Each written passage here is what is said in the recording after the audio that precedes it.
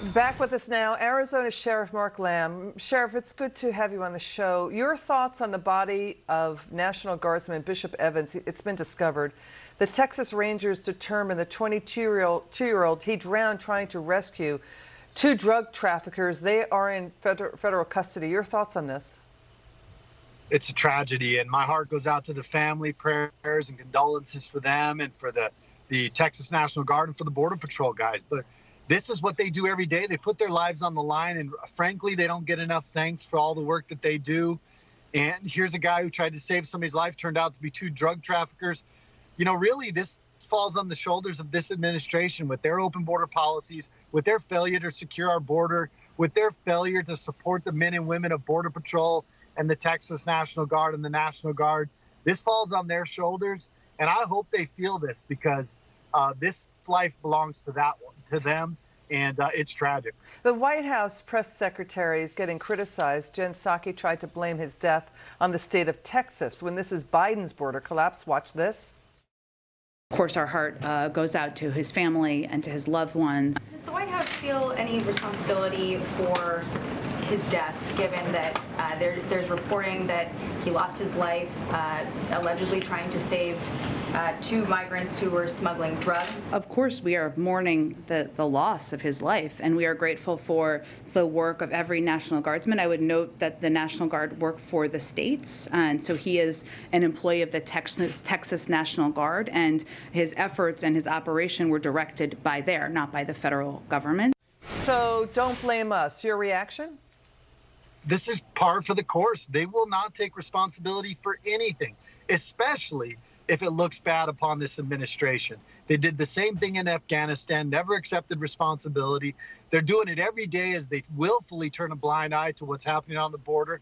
And now you have a tragic loss of life of a service member who was trying to help and save people, and they still won't take responsibility for it.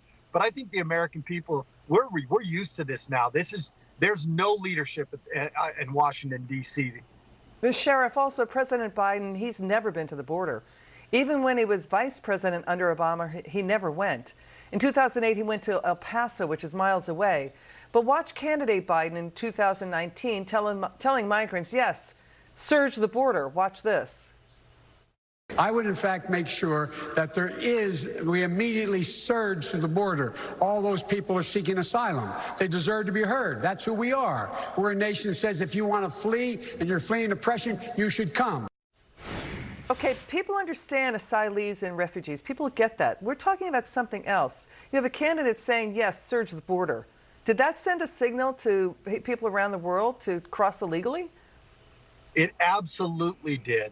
And so is so much more that he said. They have continued to send messaging throughout the world, and especially to the cartels who are all too willing to make money hand over fist on their policies. These types of words matter. And they listen to what he says. And when he was, I don't want to say won the election, because I don't think that's the proper term, but when he became the president and was put in there, he's done nothing but send messaging out to the world that our borders are open. And he continues to fail the American people. But Americans have to pay for this, right? We pay for it in higher taxes. We pay for it in loss of life. You know, if they're we have criminal illegal aliens crossing. We pay for it in lack of national security. 42 terrorists caught at ports of entry. And the Ohio Attorney General is warning of the rise of Frankenstein opioids, more dangerous than fentanyl. More overdose deaths could come from this. It's the use of nitazines. Nitazines, synthetic opioids, they could be added into things like heroin and cocaine to ramp up the potency of that. I mean, they pack a 40, I think they're 40 times stronger than fentanyl. This is dangerous stuff, and Narcan doesn't work against it. So people on the ground across the nation, you're battling this. We're paying for this, Biden's border collapse. Absolutely. And Liz, I know you've had me on your show several times, and we've talked about this issue.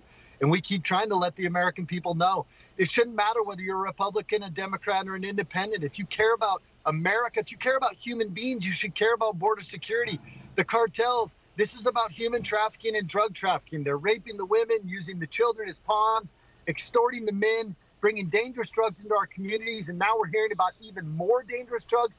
This is catastrophic for America on so many levels. And it is just so disheartening to see our government continue to turn a blind eye to Yeah, it. and the thing is, the president is not the president of a caucus, right? He's the president of America. Your final word on how, yes, when you collapse the border, it creates more crime and people get hurt. Final word. Well, they're undermining the rule of law. They're trying to create chaos in the communities. They said they wanted to reinvent America in 2020. They're doing it. We've got to stop the drugs and the human trafficking flow into this country because lives are being lost every day, American lives. All right, Sheriff Mark Lamb, thanks for joining us. Thanks for your service to our country. It's good to see you.